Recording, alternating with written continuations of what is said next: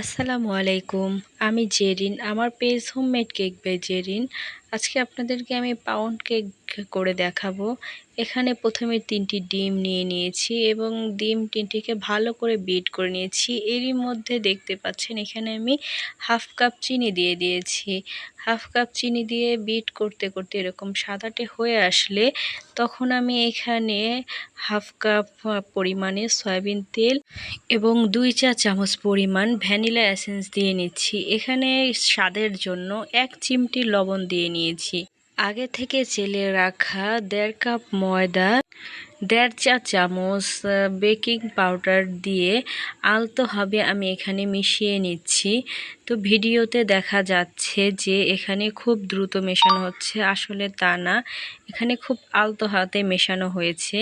এখানে আমি লিকুইড দুধ দিয়ে দিয়েছি।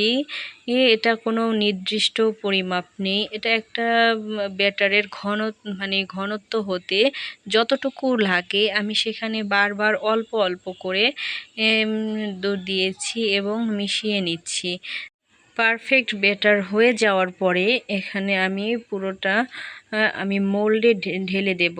তো এখানে বাচ্চা যেহেতু খাবে, তো 1 পিস বেশি মোটা হয়ে গেলে খেতে পারবে না। তো আমি ভাবলাম যে ছোট করে একটা পাউন্ড কেক প্লাস হচ্ছে একটু কাপ কেকেও দিয়ে দেই।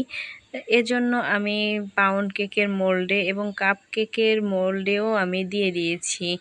হাতে সামান্য পানি লাগিয়ে লাগিয়ে আঙ্গুল দিয়ে এভাবে আমি একটু মাঝখানে দিয়ে দিয়েছি।